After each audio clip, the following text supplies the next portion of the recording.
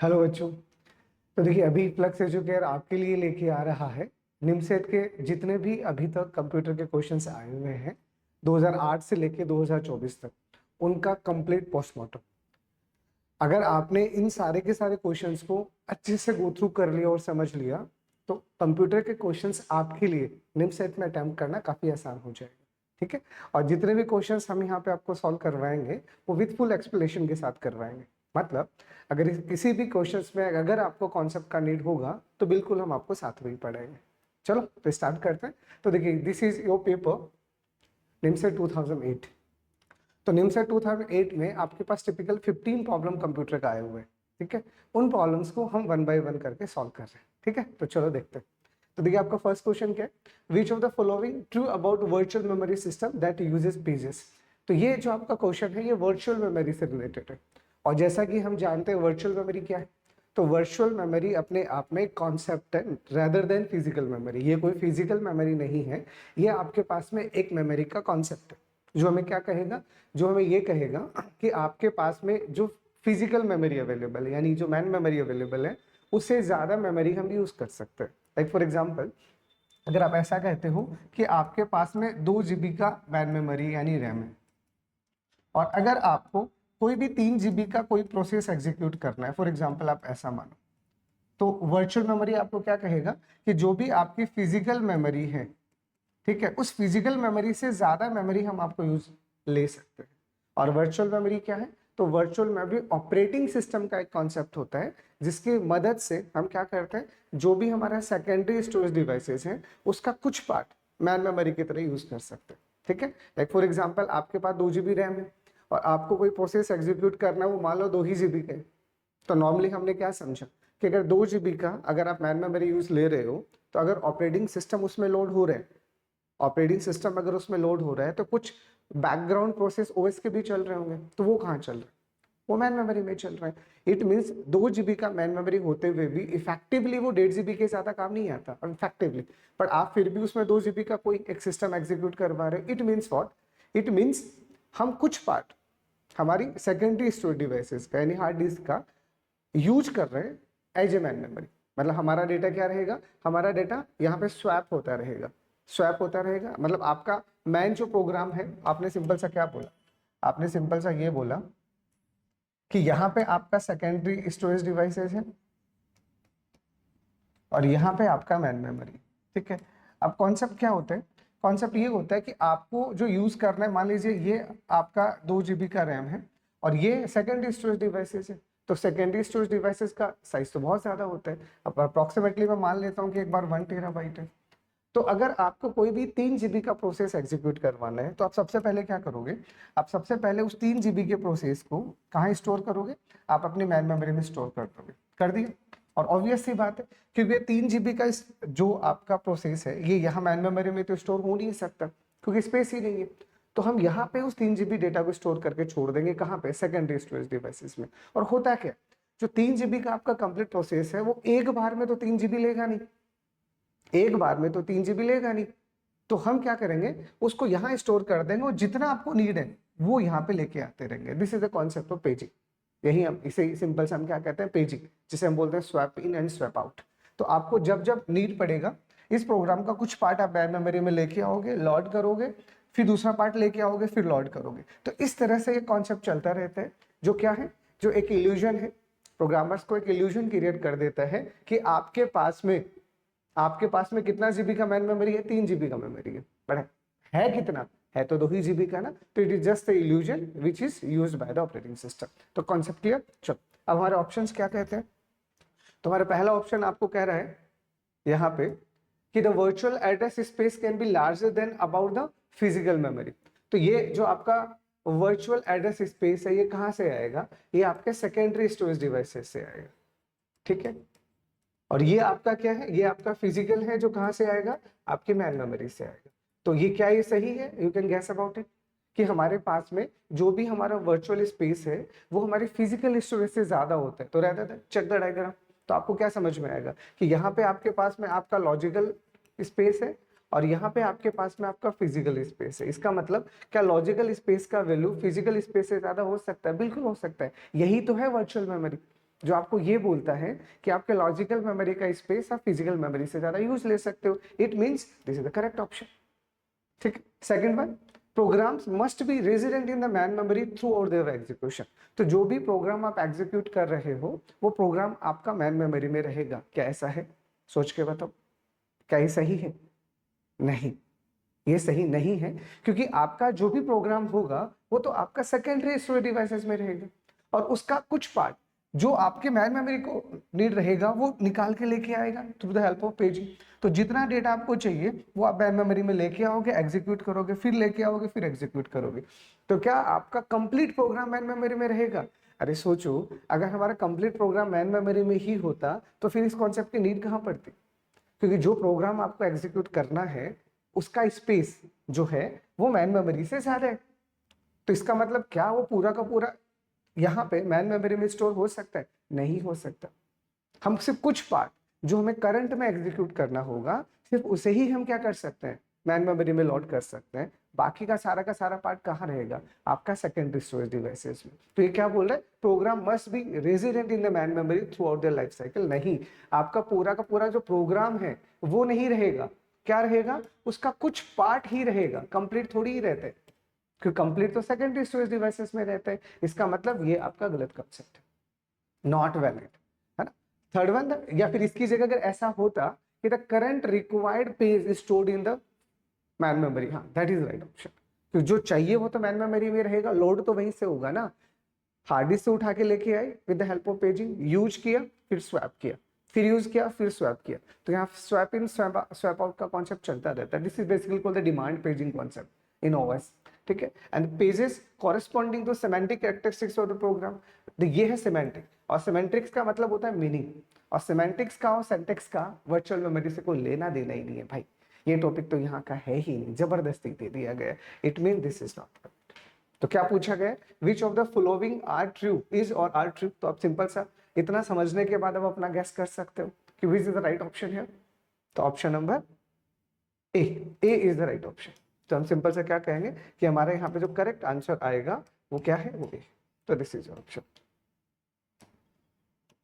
Clear. Only first is the true, remaining two are the false. Correct. चलो देखिए next. Next आपको बोला the minimum number of gates needed to implement the Boolean function of this. तो it is simple Boolean algebra function. तो आपको function क्या दिया गया है? आपको सिंपल सा एक फंक्शन दिया गया है, z x प्लस का y plus z bar plus x plus y and then x bar plus y bar का होल बार। ये आपका कंप्लीट फंक्शन। अब हमें पूछा गया है इसको इंप्लीमेंट करने के लिए हमें मिनिमम कितने गेट्स का नीड है। तो it is simply a Boolean algebraic expression simplified using the rules. तो first of apply the De Morgan's law है। तो यहाँ पे इसका ब्रैकेट आप ओपन करोगे डिस्ट्रीब्यूटिव लॉ लगा के, तो x Z plus Y Z आ जाएगा यूजिंग डिस्ट्रीब्यूटिव लॉ। यहाँ पे आप डी मॉर्गन्स लॉ लगा दीजिए। तो डी मॉर्गन्स लॉ लगाओगे तो ये क्या आ जाएगा? एक्स बार वाई बार और जेड, एक्स बार वाई बार और जेड। सिंपल सा। अगर आप इसको डी मॉर्गन, और यहाँ पे जो डॉट है वो किस में कन्वर्ट हो जाएगा? प्लस में। और यहाँ पे आपके पास कितना आ जाएगा? यहाँ पे आपके पास आ जाएगा एक्स। इसे सिंपल है। ठीक। अब इसको और सिंप्लीफाई करोगे, तो इसको सिंप्लीफाई करने के लिए हम चलो कॉन्सेप्ट यूज ले लेते हैं। कहाँ से? तो आपको यहाँ से दिख रहा होगा कि बेसिकली तक द कॉमन है। तो यहाँ पे आपके पास में z आ रहा है, तो यहाँ से आप कॉमन ले लीजिएगा। तो x Z plus x y को मैं यहाँ कर देता हूँ, और यहाँ से अगर मैं z को कॉमन लूंगा क्या आएगा? और y plus X bar Y bar, and this is simply the distributive law. X bar के साथ y चला जाएगा और y प्लस वाई बार अलग हो जाएगा। तो यहाँ से हमें पहले पता है कि a प्लस ए बार का वैल्यू कितना होता है? 1। तो यानी ये आपका हो जाएगा एक्स जेड प्लस का एक्स वाई, और प्लस यहाँ पे ये z है तो यहाँ से x बार हट जाएगा, और this is x bar plus y. ठीक है। ओपन द ब्रैकेट है। तो एक्स जेड प्लस का एक्स वाई प्लस का एक्स बार जेड प्लस का वाई जेड। ठीक है। अब चेक इट अगेन। अब यहाँ से आपको समझ में आ रहा है कि इन दोनों से z कॉमन आ रहा है। तो z जैसे आप z कॉमन लोगे, x प्लस एक्स बार आपका क्या हो जाएगा? 1। And this is the expression. और फिर इन दोनों से फिर आपका z कॉमन आ रहा है, तो z कॉमन लोगे तो 1 plus y bar 1 plus anything is 1। तो यहाँ से z प्लस कितना बचेगा? x। इसका मतलब आप इस एक्सप्रेशन को जो पूरा सिंप्लीफाई करोगे तो एट द एंड आपके पास एक्सप्रेशन कितना आएगा? x into y plus Z.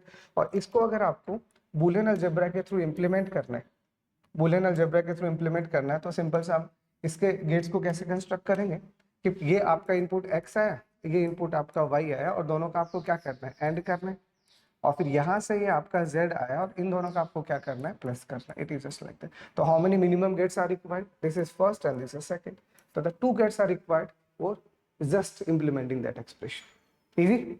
तो सिंपल आप बूलियन अलजेब्रा के जो भी फंडामेंटल नॉर्म्स और रूल्स हैं, मैं भी आपको सारे याद होंगे, उनको अप्लाई कीजिए और सॉल्व कीजिए. और ऑब्वियस है आपके एग्जाम में बूलियन अलजेब्रा तो आता ही आता है, तो इसको तो अच्छे से आप सीख लीजिए. क्लियर? तो आपका करेक्ट आंसर कितना आएगा? ए. तो A is your correct answer. The third one, how many bits are required to store an ASCII character? तो अगर आपको आस्की कैरेक्टर स्टोर करना है तो आस्की कैरेक्टर के लिए आपको कितने बिट्स का नीड है? तो देखिए आस्की मीन्स व्हाट? तो आस्की सिंपल सा हमारा क्या होगा, American standard code, American standard code for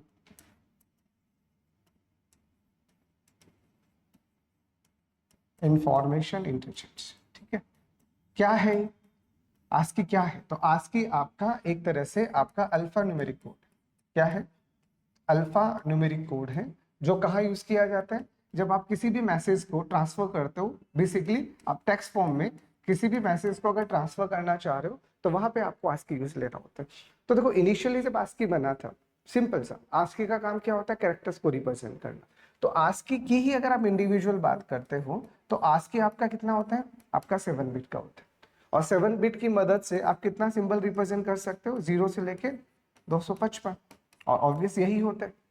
तो अगर आप सिर्फ यहाँ पे 7 बिट की बात कर रहे हो तो 7 बिट का सिंपल सा मतलब हमारे लिए क्या है, 7 बिट का सिंपल सा मतलब हमारे लिए है, सॉरी 7 बिट ले रहे हो ना, तो 0 से लेके 127, क्योंकि यहाँ पे 7 है. तो 7 बिट को अगर आप रिप्रेजेंट करते हो तो 2 का पावर 7 128 होता है. तो टोटल आप 128 सिंबल ले सकते हो. और 128 symbols are sufficient to represent all the characters, all the numbers and all the special symbols. क्योंकि आस्की का मोटो ही यही था कि हम जितना का जितना कीबोर्ड है उन सबको रिप्रेजेंट कर सकें. तो 7 bit are sufficient to represent the ASCII. उसके बाद में उन्होंने जो नया वर्जन निकाला था, this is basically called extended ASCII. अगर आप एक्सटेंडेड आस्की की बात करते हो तो एक्सटेंडेड आस्की में हम 8 बिट तक यूज कर सकते हैं. बट दिस 8th बिट, जो आपका 8th बिट आप यहाँ पे यूज कर रहे हो, it is mainly use for what, for what? तो it is mainly use for represent the graphical symbol. अगर आपको कोई भी ग्राफिकल सिंबल रिप्रेजेंट करना है, या फिर आपको कोई भी एरर डिटेक्शन से रिलेटेड कॉन्सेप्ट यूज करता है, जैसे हम क्या कहते हैं, पेरिटी कॉन्सेप्ट. तो अगर आप पेरिटी यूज करना चाह रहे हो, जो एक्स्ट्रा बिट होगा, जो एक्स्ट्रा बिट होगा जो आपका एरर डिटेक्शन में काम आएगा, then you can use the 8 bit ASCII. ठीक है, तो हमें सिंपल से पूछा गया how many bits are required to store an ASCII character, then check it means what, the character. A character means the sufficient, only 128 symbols are sufficient here. So the correct answer is the 7 bit, not the 8 bit. 8 bit तो extra है, वो तो extended ASCII है, जहां पे आप character के अलावा ग्राफिकल सिंबल्स को रिप्रेजेंट करते हो, नॉट द कैरेक्टर. कैरेक्टर्स के लिए तो सफिशिएंट है 7 बिट आपका, है ना. इसीलिए आपका करेक्ट आंसर यहाँ पे कितना आएगा, ए. तो A is your correct answer. ठीक है, कोई डाउट किसी भी टाइप का? Check it. चलो द नेक्स्ट वन. देखो, a CPU has an arithmetic unit that adds bytes and then store in V, C and Z flag as follow. तो आपको 3 फ्लैग्स दिए गए हैं, एक आपको V दिया गया है, एक आपको C दिया गया है और एक आपको Z दिया गया है. V bit is set if arithmetic overflow. तो V क्या बोल रहे हैं, अगर किसी भी टाइप का कोई अर्थमेटिक ओवरफ्लो होता है, किसी भी टाइप का कोई अर्थमेटिक ओवरफ्लो होता है, तो उसको हैंडल करने के लिए आप V का यूज लोगे. C जो है आपका वो कैरी है. बेसिकली अगर आपका किसी भी तरीका का कोई कैरी जनरेट होता है तो उसके लिए आप C यूज कर रहे हो. ठीक है, and during an operation Z bit is set if the result is 0. तो Z है वो ये बताएगा अगर आपका रिजल्ट 0 है तो क्या करना है, मतलब 1 सेट करना है, नहीं तो 0 सेट करना है, सिंपल लाइक दैट. अब आपको बोला है यहाँ पे कि what are the values of V, C and Z flags bits respectively after the 8 bit bytes. तो आपको दो दिया गया, 1 1 0 0 एंड 1 1 0 0, और दूसरा आपको दिया गया 1 0 0 एंड देन 1 1 1 1. इन दोनों को आप क्या कर रहे हो, what are the values of V, C and this after the 8 bit this are added. इसको आप ऐड कर रहे हो. तो नॉर्मली ये तो आपको समझ में आ ही रहा है, सिंपल जनरल ऑब्जर्वेशन, आपको पता होगा टूस कॉम्प्लीमेंट का कॉन्सेप्ट. तो अगर आप टूज कॉम्प्लीमेंट का कॉन्सेप्ट जानते हो तो आपको पता है this is your MSB, this is your most significant bit. और अगर आपका एमएसबी 1 है, it means what, it means your number must be negative, आपका नंबर नेगेटिव है, इसे सिंपल सेंस है, ठीक है। और दो नेगेटिव नंबर को जोड़ेंगे तो रिजल्ट कैसा आएगा, रिजल्ट कैसा आएगा, ऑब्वियस है नेगेटिव ही आना चाहिए। तो हम एक काम करते हैं, पहले इसको डायरेक्ट जोड़ देते हैं, either you can convert it in the simple way. तो एक तरीका तो ये है कि ये दोनों के दोनों नंबर टूज कॉम्प्लीमेंट में, वो आपको समझ में आ गया क्योंकि एमएसबी 1।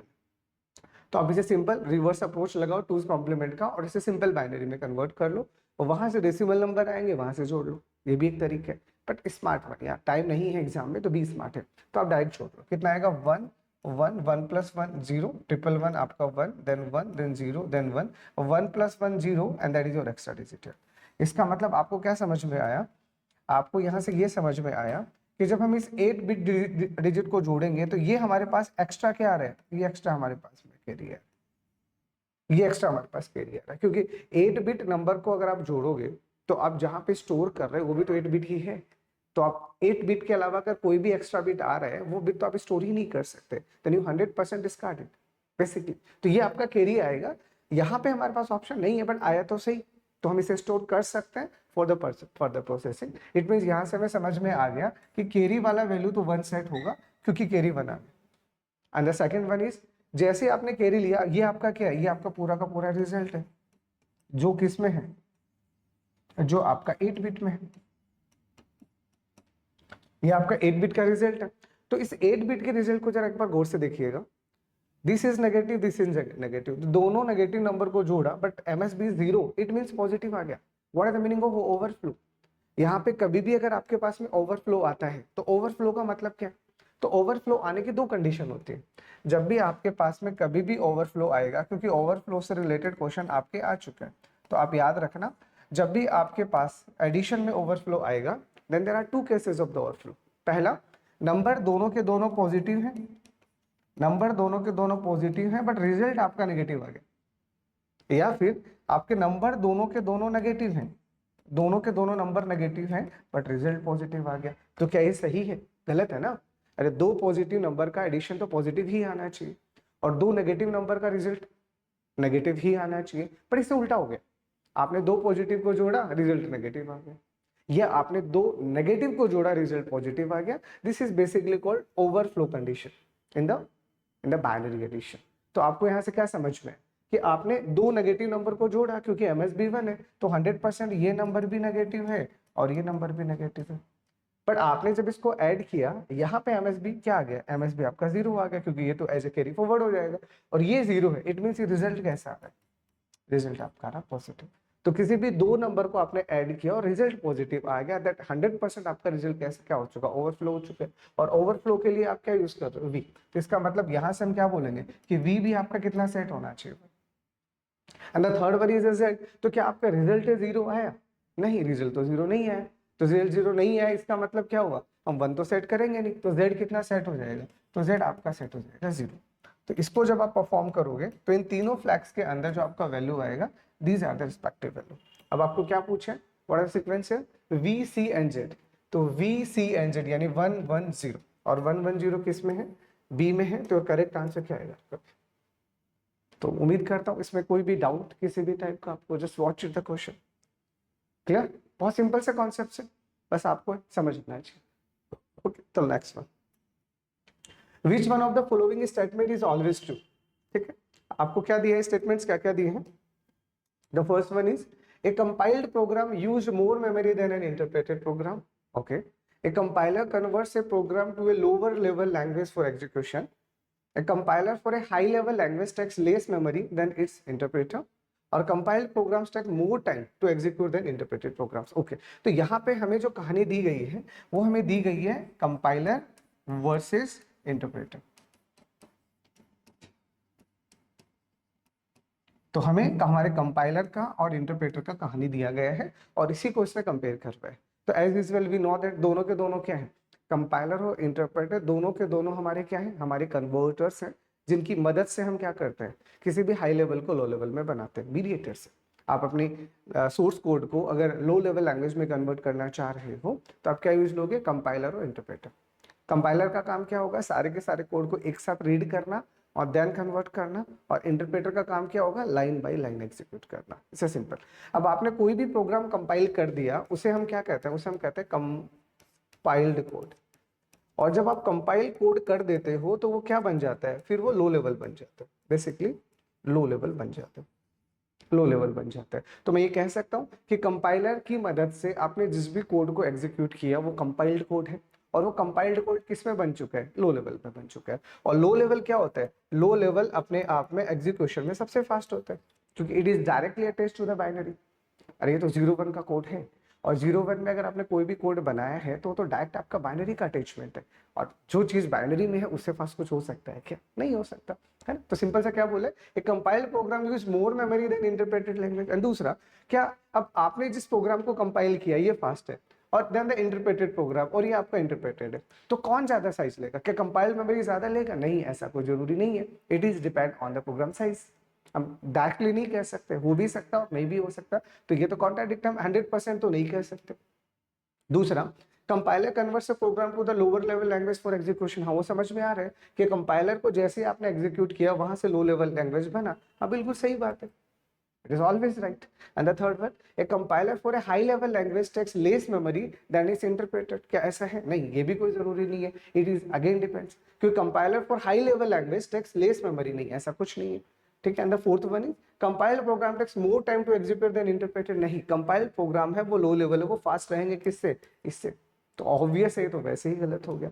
तो श्योरली हम क्या बोलेंगे, 100% सही बात क्या होगा कि अगर आपने किसी भी कोड को कंपाइल कर दिया है तो उसे लो लेवल बना देगा, इसकी गारंटी है। और वो लो लेवल वाला कोड जो बनेगा वो इंटरप्रेटेड कोड से तो फास्ट ही होगा, 100% होगा। इसलिए हमारा करेक्ट आंसर यहाँ पे क्या बनेगा, तो हमारा करेक्ट आंसर यहाँ पे बनेगा बी। तो this is your right answer.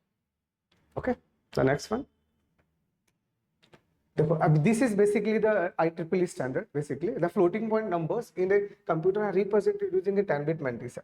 तो आप क्या कर रहे हो, यहाँ पे अपने एक फ्लोटिंग पॉइंट नंबर को रिप्रेजेंट कर रहे हो, और फ्लोटिंग पॉइंट नंबर को रिप्रेजेंट करने के लिए बेसिकली आप यहाँ पे जो कॉन्सेप्ट ले रहे हो वो किसका कॉन्सेप्ट ले रहे हो, ऑब्वियस है हम जो लेते हैं मैंटीसा, और मैंटीसा के साथ में क्या, मैंटीसा के साथ में एक्सपोनेंट, ठीक है। अब हमें क्या बोला गया कि floating point numbers in the computer are represent using a 10-bit mantissa. तो ये जो मैंटीसा आपको दिया गया है, कितना दिया गया है, ये आपको 10-bit दिया गया है, और इस 10-bit की खास बात क्या है, इसमें साइन बिट भी इंक्लूड है। तो इसका मतलब यहाँ पे आपका क्या आ जाएगा, यहाँ पे आपका साइन बिट आ जाएगा। तो यहाँ पे अगर साइन बिट आ गया तो इसका मतलब 1 बिट में आपका साइन आ गया और 9 बिट में आपका मैंटीसा आ जाएगा, ठीक है। और 7 बिट आपको एक्सपोनेंट के लिए बोला है, तो ये आपका एक्सपोनेंट है, ये कितना है, ये 7 बिट है। और इस 7 बिट में भी क्या है, इसमें भी इसने साइन इंक्लूड किया है। इसका मतलब यहाँ पे भी हम क्या बोलेंगे कि हमारा 1 बिट में किसका साइन आ जाएगा, हमारे एक्सपोनेंट का साइन आ जाएगा, और बचा 6 बिट है उसमें हमारा एक्सपोनेंट आ जाएगा। It is just like that. तो ये हमारा जनरल रिप्रेजेंटेशन।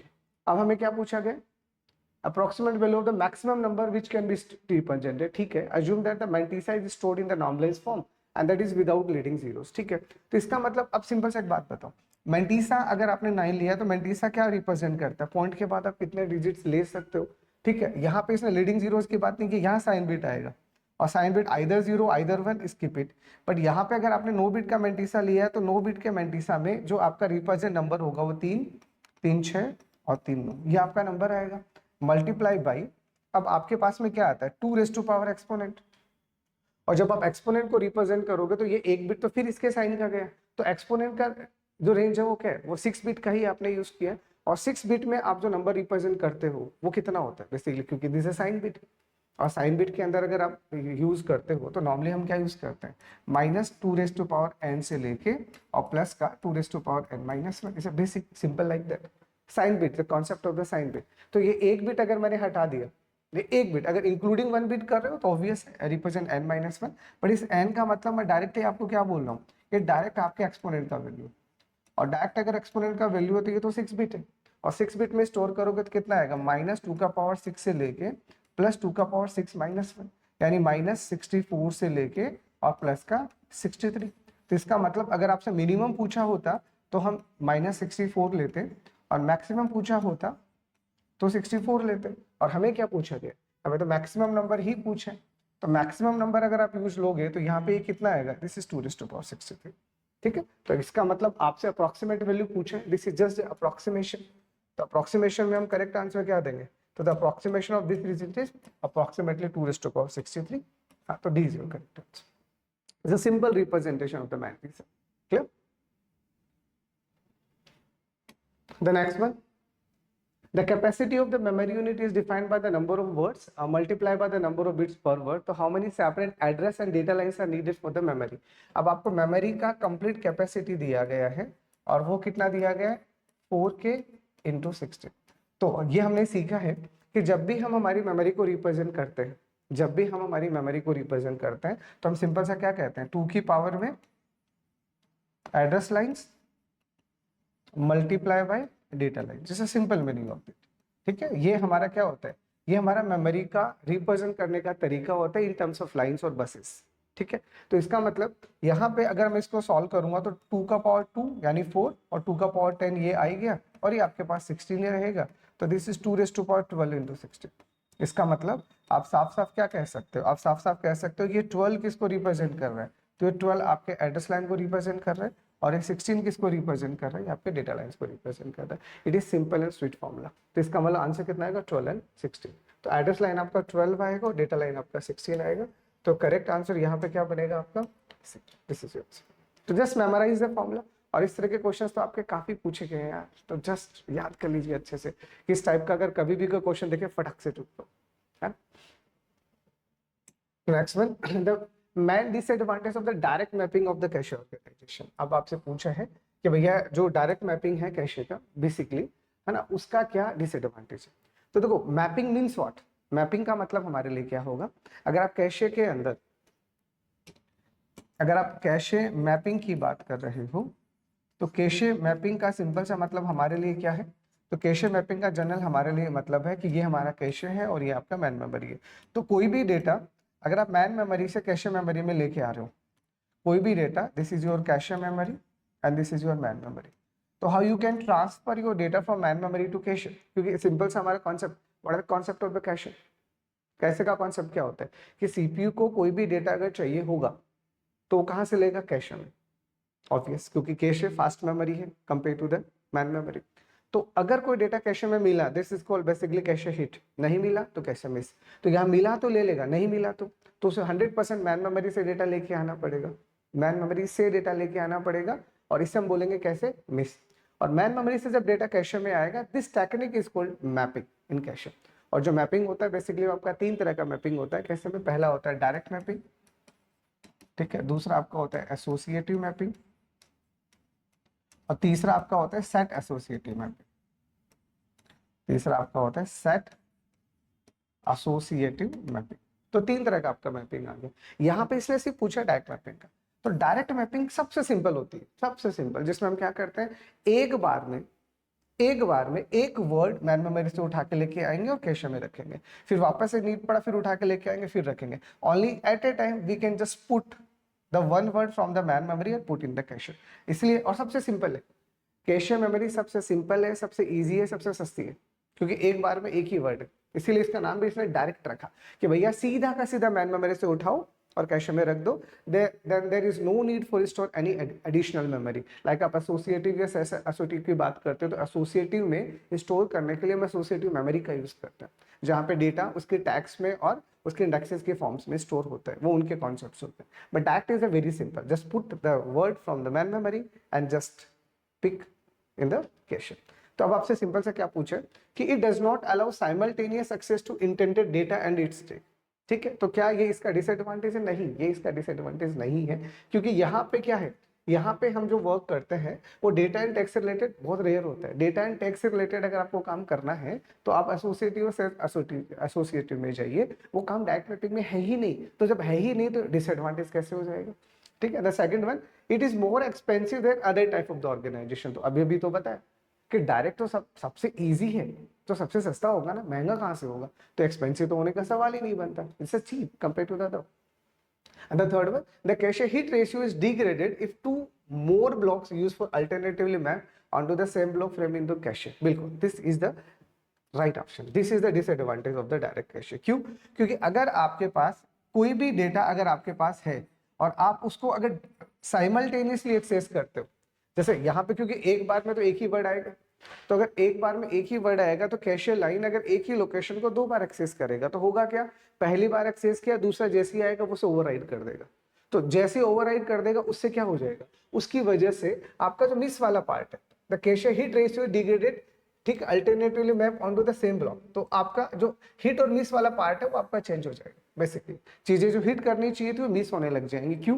क्योंकि वो उसको ओवरराइड कर रहा है। एक बार में एक ही आता है और एक ही लोकेशन पे अगर 2 लोग अटैक करेंगे तो पहला हटाएगा, दूसरा उसको ओवरराइड कर देगा। इस वजह से आपका हिट रेशियो डिग्रेड हो जाता है। तो बिल्कुल ये इसका डिसएडवांटेज है। और दूसरा, the number of blocks required for the cache increases linearly with the size of man memory. कैसा होता है? नहीं, कैशे का साइज तो बहुत कम होता है और मैन मेमोरी का साइज बहुत ज्यादा होता है। तो जब साइज ही इनके प्रोपोर्शनल नहीं, ऐसा है क्या कि कैशे का memory direct proportional to main memory, कुछ ऐसा होता है? नहीं होता। तो लीनियरली कैसे मूव ऑन कर सकते हो? लीनियरली का मतलब क्या कि कैशे बढ़ाया तो मैन मेमोरी बढ़ गया, कैशे घटाया तो मैन मेमोरी घट गया, ऐसा कुछ होता है? नहीं। there is no relation, linearly relation between the cache and the man memory. So this is again not a disadvantage. तो हमारा करेक्ट आंसर यहाँ पे क्या आएगा? तुम्हारा करेक्ट आंसर यहाँ पे आएगा सी। तो this is your right answer related with the direct mapping in the cache. Okay. So next one related with simple memory representation. यहाँ पे तो सिंपल आपसे memory representation का ही बात किया है। उसने सिंपल से आपको बोला है कि आपके पास एक एरे है और उस एरे में आपने 1 से लेके 10 तक का इंडेक्स डाल रखा है, ठीक है। और जो भी आपका डेटा आपने इस मेमोरी में, इस एरे में रखा है, कोई भी लोकेशन के ऊपर a ऑफ i वो कितना है? वो 2 ऑफ i है। जहां i का मतलब इसने हमें पहले से बता रखा है 1 से 10, ठीक है। इसका मतलब अगर मैं a 1 पे स्टोर करूंगा तो कितना आएगा? 2। अगर मैं a 2 पे स्टोर करूंगा तो कितना आएगा? 4। और इसका मतलब मैं a 10 पे स्टोर करूंगा तो कितना आएगा? 20। तो जो भी आपका इंडेक्स है उसका ट्वाइस कर दो, उसका डेटा बन जाएगा। ऐसे सिंपल लाइक दैट, ठीक है। अब आपसे क्या पूछा है? आफ्टर द असाइनमेंट j, अब आपको j एक असाइनमेंट दिया गया है जो कितना दिया गया है? a of a5। तो यहां से आपको सबसे समझ में आएगा a5 का मतलब कितना आना चाहिए? तो a5 का मतलब a10 होना चाहिए। फिर 5 का दोगुना कर तो 10 हो जाएगा। और a10 का मतलब आपका कितना आएगा? 20 आएगा। तो j का वैल्यू आपका कितना आ गया? तो j का वैल्यू हमारा 20 आ गया। अब हमें क्या पूछा है? द वैल्यू ऑफ aj, और the value of aj means a20। तो what is the value of a20? बताओ। नॉट डिफाइंड, क्योंकि एरे के अंदर सारा का सारा कॉन्सेप्ट तो इंडेक्स का ही होता है। तो आपकी इंडेक्सिंग ही जब 1 से 10 है तो how you can decide the 20 index? How is it possible? तो पॉसिबल ही नहीं है। तो you can't be store the value at 20 means what? The value is totally undefined. So your correct answer is A है। Just simple. Just use the concept and apply it. Got it? The next one. The first instruction of the bootstrap loader program of an OS is stored in. देखिए क्या होता है? bootstrap loader क्या है? Exactly. इस पे question आपके बनते हैं तो आपको पता होना चाहिए। bootstrap loader जो है आपका, वो फर्स्ट प्रोग्राम है, फर्स्ट फाइल है, आप ये कह सकते हो, जो हमारे ऑपरेटिंग सिस्टम को लोड करता है। अगर हमारे पास में अगर बूटस्ट्रैप फाइल नहीं रहा तो हमारा ओएस कभी लोड नहीं होगा। और ये सबसे पहले जब बूटस्ट्रैप फाइल लोड होगा तो ये किसको कॉल करता है? ये हमारे बायोस को कॉल करता है, बेसिक इनपुट आउटपुट सिस्टम। तो जब भी आपका सिंपल सा हम क्या कहते हैं? हम ऐसा कहते हैं रिवर्स बैक में कि जैसे हमने हमारे कंप्यूटर को ऑन किया, सबसे पहले बायोस ऑन होता है, basic input output system. But BIOS on होता है ये कौन बताता है? तो ये आपका बूटस्ट्रैप लोडर या बूटस्ट्रैप फाइल बताता है, जो ये बताएगा कि भाई उठ जा। और बायोस क्या करेगा? जितने भी हार्डवेयर हैं, जितने भी ओएस की मैन फाइल, उनको लोड करेगा। और लोड करने के बाद में आपका डेस्कटॉप रेडी होता है, ठीक है। और ये बायोस में किस फॉर्म में स्टोर होता है? It is basically store in the firmware. Basically ये फॉर्मवेयर के फॉर्म में स्टोर रहेगा। और ये कहाँ होगा? तो ऑब्वियस है ये रॉम के अंदर स्टोर होता है। तो हो सकता है घुमा फिरा के कोई भी क्वेश्चन आ जाएगा, तो यू अवेयर विद ऑल कि सबसे पहले कंप्यूटर को सबसे पहले जब आप स्टार्ट करते हो या ऑन करते हो, उस प्रोसेस को हम बूटिंग कहेंगे। बूटिंग के दौरान जो सबसे पहला फाइल लोड होता है उसे हम बूटस्ट्रैप लोडर कहते हैं। बूटस्ट्रैप लोडर सबसे पहले किसको एग्जीक्यूट करता है? बायोस को एग्जीक्यूट करता है। एंड देन बूटस्ट्रैप होता कहाँ पे? ये फाइल स्टोर कहाँ पे होगा? तो ये आपकी जो नॉन वोलेटाइल मेमोरी होती है, जहाँ परमानेंट डेटा हम स्टोर करते हैं, यानी रोम, तो ये आपका रीड ऑनली मेमोरी में स्टोर होता है। तो ये सारी की सारी इन्फॉर्मेशन आपको याद होना चाहिए, ताकि कोई भी क्वेश्चन अगर घुमा के आए तो आप इजीली डील कर सको। तो आपका करेक्ट आंसर यहाँ पे क्या आएगा? 5। तो B is your correct answer. Okay. The next one, the function this is equivalent to, ठीक है, it's a simple boolean algebraic function. तो क्या दिया आपको a, मैं b बार को ऐसे लिख देता हूँ ताकि समझने में आ जाए. ये आपके पास क्या आएगा a बार b c, ये आपके पास आ जाएगा a b c बार, और ये आपके पास आ जाएगा a bar b bar c. ठीक है, दिस इज सिंपल. तो ये आपके पास वैसे तो 3 वेरिएबल है, तो either you can use a के मैप कॉन्सेप्ट. बट ये छोटे मोटे के लिए क्या के मैप बनाओगे, नंबर बनाओगे, डायग्राम्स बनाओगे, फिर उनकी ग्रुपिंग करोगे, it's just a time wasting. अगर छोटा मोटा दिखे डायरेक्ट ही कर लो, क्योंकि जो काम हमारा के मैप करता है वो क्या है, जो भी आपको बुलियन एक्सप्रेशन दे रखा है, जो either in the standard SOP और स्टैंडर्ड पीओएस, ये तो है. अगर कोई भी एसओपी या पीओएस कैनोनिकल फॉर्म्स में आपके पास हो तो उसे मिनिमाइज करता है. हाँ, तो मिनिमाइज हम ही कर देते हैं ना डायरेक्ट. तो either you can use K map, it is up to you, but corresponding to me ये 4 ही है, काय को अपना टाइम खराब करो, सीधा ही कर दो ना. तो आप सीधा सीधा देखोगे तो देखो कहाँ क्या कॉमन आ रहा है. तो यहाँ पे अगर आप ग्रुपिंग करोगे तो ए बार सी और ए बार सी, इन दोनों में ए बार सी कॉमन आ रहे हैं. तो ए बी बार सी प्लस का ए बी सी बार ये रख लो, और इन दोनों से क्या कॉमन आया आपके पास में ए बार सी. तो ए बार सी कॉमन आ गया, बी प्लस बी बार 1 होता है, हटा दो उसको. ठीक है, फिर आगे आओ. अब आगे आप आओगे तो आपको क्या दिखेगा, कुछ कॉमन दिखा तो काम करो. हाँ, इन दोनों में हमें क्या कॉमन दिखा, इन दोनों में हमें सी कॉमन दिखा. तो अगर इस सी को हम कॉमन लेंगे तो ये आपके पास में ए बार आ जाएगा, और ये आपके पास में ए बी बार आ जाएगा, और ये आपके पास में A B C bar as it is रहने दो. यहाँ पे आप डिस्ट्रीब्यूटिव लॉ लगाओगे, ए बार के साथ ए आएगा और ए बार के साथ में बी बार आएगा, और ये हमें पहले से पता है कि ए प्लस ए बार का वैल्यू 1 होता है, तो रिजेक्ट ए बार है, और डायरेक्ट हम क्या कर सकते हैं, A bar plus B bar, and this is plus A B bar C bar. तो इसको हम कह सकते हैं ए बार सी प्लस का बी बार सी और प्लस का ए बी सी बार. ठीक है, और चाहो तो इसे और भी थोड़ा सिंप्लीफाई किया जा सकता है, बट चेक अब द ऑप्शन. तो अगर आप ऑप्शन को देखते हो तो आपको साफ साफ दिख रहा है ए बार सी और बी बार सी, ए बार सी, और आपका ये क्या आएगा, चेक इट है ना, क्या हमने कोई कैलकुलेशन मिस्टेक थोड़ी कर दिया. ये आपका ए बार सी है, ये आपका ए बार बी सी है, ये आपका ए बी सी बार है, ये ए बार बी बार सी है. ओके सॉरी, 1 2 3 4, एक टर्म और था, सॉरी वेट अ मिनट, मैंने लास्ट टर्म स्किप कर दिया, सॉरी.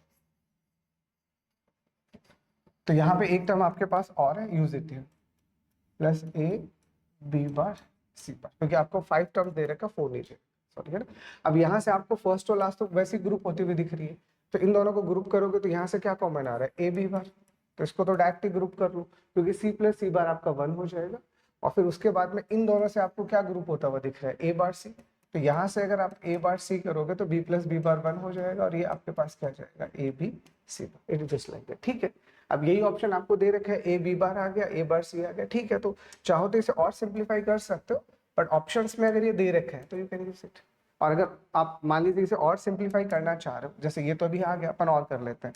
तो ए बार सी आप एज इट इज रखिए, इन दोनों में से अगर आप ए को कॉमन लोगे तो कितना आएगा, बी बार प्लस का बी सी बार.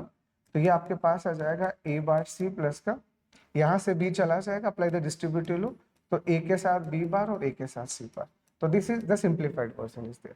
ठीक है, तो देखो कहीं है क्या, सी 2 बार आना चाहिए, मतलब एक बार सी और एक बार सी बार, 2 सी यहाँ नहीं है, यहाँ पे है. तो यहाँ ए बार सी है, बट यहाँ पे ए सी बार है, तो यहाँ पे बदलना चाहिए, और बट यहाँ पे ए बी है, तो यहाँ ए बी बार होना चाहिए. अगर ये बार होता तो इससे ज्यादा अच्छा ये होता, पर यहाँ पे बार नहीं है, तो we can reject is this, और बाकी तो वैसे ही रिजेक्ट होंगे. तो either you can get it that result, या तो इसका आंसर ये होगा जो ऑप्शन में दे रखे हैं.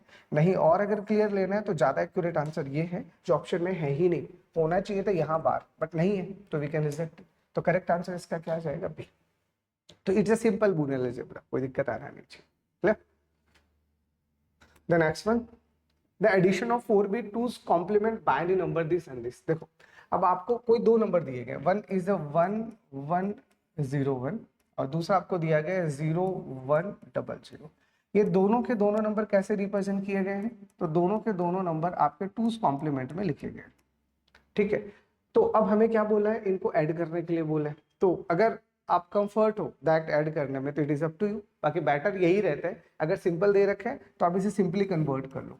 तो 2's कॉम्प्लीमेंट में है, यहाँ अगर 1 है इसका मतलब 100% ये नंबर नेगेटिव है, अरे ये एमएसबी है, और एमएसबी अगर आपका 1 होता है तो 100% नंबर 2's कॉम्प्लीमेंट में नेगेटिव को रिप्रेजेंट करता है, तो नेगेटिव तो बट क्या, हाँ तो इसका वापस से 2's कॉम्प्लीमेंट लोगे तो कितना आएगा 0 0 1 0 और प्लस 1 ऐड कर दोगे, दिस इज 1 1 0 0, ये आएगा 0 0 1 0 और प्लस 1 यानी 0 0 1 1। इट मीन्स इस नंबर को अगर आप सिंप्लीफाई करते हो तो ये 1 1 क्या होता है 3, इसका मतलब ये नंबर आपका माइनस का 3 नेगेटिव है, वो तो पहले ही पता चल गया।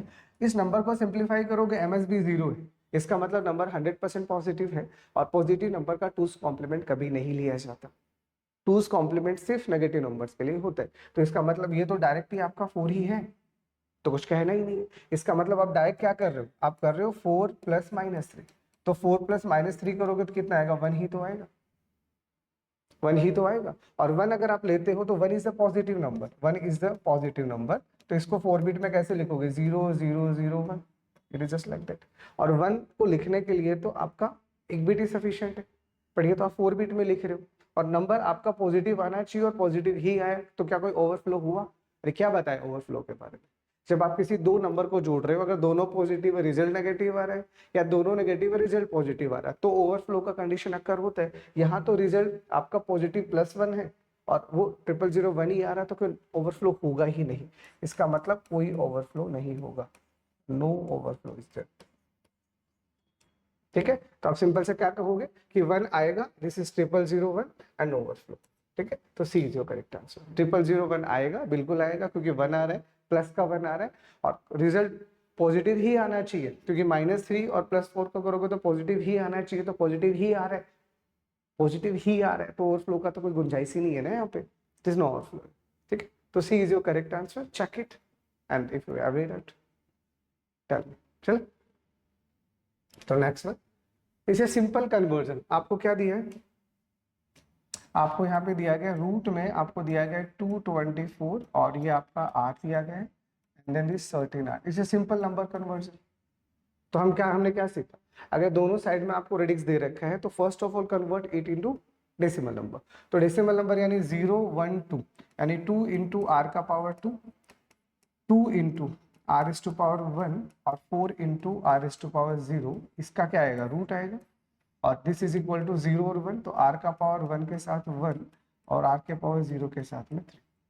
तो इसको सॉल्व करोगे तो कितना आएगा 2r² प्लस का 2r प्लस का 4, और रूट हटाना है तो आप दोनों तरफ स्क्वायर कर दीजिए, तो this is what, this is r+3, और स्क्वायर करोगे तो r+3 का होल स्क्वायर, तो 2r² plus 2r plus 4 is equal to r² plus का 9 प्लस का 6r।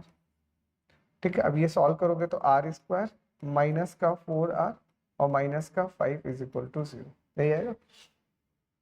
ठीक है, अब इसके अगर आप फैक्टर करोगे तो r का वैल्यू कितना आएगा, आपको माइनस का 5 ही, तो माइनस का 5 और प्लस का 1, यानी एक आपका 5 आएगा और एक आपका -1 आएगा। तो इसको सॉल्व करोगे तो आपका रेडिक्स का वैल्यू कितना आएगा 5 और -1। रेडिक्स कभी नेगेटिव नहीं होता, radix is always greater than 0, वो तो हम जानते हैं कि r का वैल्यू हमेशा 0 से बड़ा होता है, या फिर आप बेटर आप ये कह दीजिए 1 या 1 से बड़ा होता है, ऑब्वियस सी बात है। तो इसका मतलब नेगेटिव तो कभी हो नहीं सकता, फिर कितना आना चाहिए 5 ही आना चाहिए, तो 5 है बिल्कुल, कहाँ पे डी में, तो आपका करेक्ट आंसर क्या आ जाएगा डी। तो this is your right answer, क्या सिंपल। तो नेक्स्ट वन, अब आपको क्या दिया है, a and b are two 8-bit 2's complement numbers and their product in 2's complement। ठीक है, अब आपको ये दो नंबर दिए गए, a आपको दिया गया है 1 1 1 1 1 0 1 0 और b आपको दिया गया है, ये आपका नंबर सी। ठीक है, तो a and b be two 8-bit 2's complement numbers, their product in 2's complement। अब आपसे पूछा गया कि बताइए इनका प्रोडक्ट जो है वो 2's complement में कितना है। ठीक है, सिंपल। तो either you can use direct concept, अगर जैसे अगर आपका कॉन्सेप्ट क्लियर है और आपको कोई डाउट नहीं है तो आप डायरेक्टली क्या कर दो, डायरेक्टली आप क्या कर दो कन्वर्ट कर दो। जैसे सिंपल सा, पहले तो आप क्या करो, इसको 2's कॉम्प्लीमेंट में है क्योंकि एमएसबी आपका 1 है, तो एमएसबी अगर आपका 1 है तो इसका मतलब इसे कन्वर्ट करोगे कितना आएगा 1 2 3 4 5, 1 2 3 4 5 और 1 0 1, और इसमें अगर आप +1 ऐड कर दोगे तो कितना आएगा 1 + 1 0 1 1। ठीक है, तो ये आपका नंबर आ गया 110। यानी इस नंबर की अगर आप बात करते हो तो ये नंबर आपका क्या है, ये नंबर। और दूसरा आपको दिया गया 8 बिट टूज कॉम्प्लीमेंट नंबर्स, ठीक है।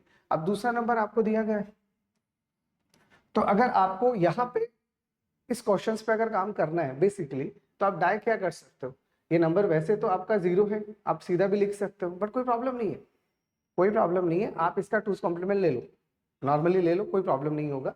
तो इसके लोगे तो कितना आएगा 1 2 3 4 0 1 0 1, और प्लस 1 करोगे तो कितना आएगा 1 + 1 0 1 1 0 1 2 3 4। ये अब आपके पास नंबर्स आ गए। अब हम यहाँ पे क्या कर रहे हैं, अब हमें समझ में आ गया कि नंबर हमारा कितना है 1 2 3 4 0 1 1 0, और मल्टीप्लाई बाय क्या है 1 1 0। इनको हम सॉल्व कर देते हैं, ठीक है। ठीक है, इसको सॉल्व करोगे तो कितना आएगा, या फिर आप दूसरा कॉन्सेप्ट ये यूज ले सकते हो कि आप इसको कन्वर्ट कर सकते हो डायरेक्टली, है ना। एक बार मैं ये बता देता हूँ, फिर देखो 0 लोगे तो कितना आएगा आपके पास में 0 ही आएगा। ओके, एक बार आप चेक कर लो, 1 2 3 4 5 1 2 3 4 5 1 0 1 1 0 1, और प्लस 1 करोगे 0, ठीक है, डन। अब इसको अगर आप सॉल्व करते हो तो ये कितना आएगा, 0 से तो 0 ही आएगा, तो 1 2 3 4 5 6 7 8, 1 से करोगे तो 0 1 1 0 1 1 1 1, और अगले 1 से करोगे तो 0 1 1 0 1 1 1 और 1। अब इसको ऐड करो तो कितना आएगा 0 0 1 1 + 1 0, यहाँ पे भी 0 1 + 1 0, 1 1 का 1 1 1 का 1 1 1 का 1, और 1 1 यानी 0 यानी 1 0। तो this is finally your result है। अब इस रिजल्ट को आपको लिखना किस में है, इस रिजल्ट को लिखना तो आपको 8 बिट में ही है ना, तो 1 2 3 4 5 6 7 8, तो ये आपके 8 बिट है। कोई रिजल्ट आपका ज्यादा आ रहा है तो ज्यादा तो आप लिख ही नहीं सकते, ये तो सिंपल कॉन्सेप्ट है। तो जो भी एक्स्ट्रा डिजिट आ रहा है यू कैन डिस्कार्ड इट।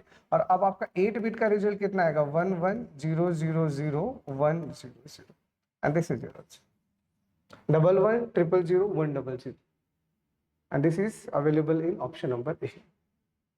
तो इसका करेक्ट आंसर आपका क्या आएगा, ये आपका आंसर आएगा। चलो, तो ये तो अब आपको भी समझ में आ रहा ना, एक पॉजिटिव और एक नेगेटिव है। अब आप इन नंबर्स को देख रहे हो तो एक पॉजिटिव नंबर और एक नेगेटिव नंबर है, और पॉजिटिव और नेगेटिव नंबर का मल्टीप्लिकेशन नेगेटिव ही तो आएगा। हाँ, तो नेगेटिव आ तो रहा है, ये देखो भाई, अगर यहाँ 1 नहीं आता तो हम सोचते कि कुछ गड़बड़ या ओवरफ्लो टाइप का कुछ हुआ है, बट यहाँ रिजल्ट आपका नेगेटिव ही आया है, तो डोंट वरी अबाउट दैट। तो करेक्ट आंसर आपका यहाँ पे क्या बन जाएगा, ठीक। द नेक्स्ट वन आपसे क्या पूछे, ये सिंपल। अब आपको सर्किट दिया गया, बस आपको सर्किट डायग्राम को सॉल्व करना है। तो यहाँ पे आपको दिया गया है मान लीजिए x, और यहाँ पे दिया गया है आपको y, और अब आपको बताना है ये सर्किट डायग्राम इसमें से किस गेट को रिप्रेजेंट कर रहा है। तो देखो ये x और y आप यहाँ दोगे, ये क्या है आपका x नॉट, तो यानी यहाँ पे x + y आएगा, x + y का पार्ट सॉल्व करोगे तो यहाँ पे क्या आएगा x बार y। अरे इसको आपने दिया x + y का बार आएगा, और x + y के बार पे यहाँ पे रिजल्ट क्या आएगा x + y का बार, x + y का बार, बट इस पे डी मॉर्गन्स लगाओगे तो x बार y बार आ जाएगा। यहाँ से आपका x जा रहा है और यहाँ से आपका y जा रहा है, तो इसका मतलब सिंपल सा, इस रिजल्ट को मैं कैसे लिखूंगा, इसके पास पहला x है, फिर प्लस दूसरा x बार y बार है, ये है x और x बार y बार का 12 है, और दूसरा आपके पास क्या आ रहा है y आ रहा है, और y के साथ में क्या आ रहा है, y के साथ में फिर x बार y बार आ रहा है, और इसका बार आ रहा है। और यहाँ पे जब आप यहाँ पे जो रिजल्ट आया वो कितना है, तो यहाँ पे जो रिजल्ट है वो आपको समझ में आ गया कि x + x बार y बार का बार यहाँ से आएगा, और इसको सॉल्व करोगे तो y + x बार y बार का बार यहाँ पे। तो ये दोनों आप इसको दोगे इनपुट तो क्या होगा, ये दोनों फिर ऐड हो जाएंगे और इस पर फिर एक बार लग जाएगा, ठीक है। अब इसको सॉल्व कर लो, तो पहले अंदर वाला सॉल्व करते हैं, तो अंदर क्या बचेगा, x बार कैंसिल आउट हो जाएगा, तो x + y बार के का बार बचेगा, और ये आपके पास में y + x बार के बार का होल बार बचेगा। अब इस पे डी मॉर्गन्स लगा दीजिए, तो इस पे डी मॉर्गन्स लगाओगे तो बार से बार तो कैंसिल आउट हो जाएगा, तो ये बचेगा x + y का बार, प्लस आपका डॉट पे कन्वर्ट हो जाएगा, और ये y + x का। तो इसको सॉल्व करोगे तो देखो x को y के साथ करोगे xy आएगा, x को x बार के साथ 0, y को y बार के साथ 0, और ये कितना आ जाएगा x बार y बार। तो सिंपली आपके पास क्या है, तो अगर आप इसको गौर से देखोगे तो this is x NOR gate, है ना, X Y plus X bar Y bar, तो ये क्या बन गया आपका एक्स नॉर गेट बन गया, और एक्स नॉर गेट यानी एक्सक्लूसिव नॉर गेट ना, तो आपका आंसर यहाँ पे कितना आ जाएगा बी, तो बी इज करेक्ट आंसर। ठीक है, तो उम्मीद करता हूँ 2008 के सारे क्वेश्चंस अच्छे थे, कैलकुलेटिव थे, कुछ ही थ्योरी थी बट न्यूमेरिकल पोर्शन ज्यादा था, तो ये सारे के सारे क्वेश्चंस आपको समझ में आ गए होंगे। अगर किसी भी तरह का कोई भी डाउट है प्लीज आप कमेंट्स में बताइएगा, हम उसको जरूर रिजॉल्व करेंगे। ठीक है, ओके, थैंक यू।